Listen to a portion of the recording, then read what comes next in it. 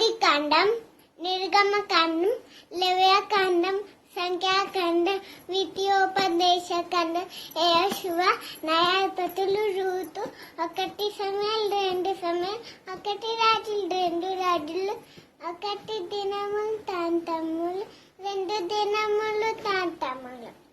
అష్రా, నెహెమ్యా, ఎస్తేరు, యోబు, కీర్తనలు, సామెతలు, ప్రసంగి, పరమ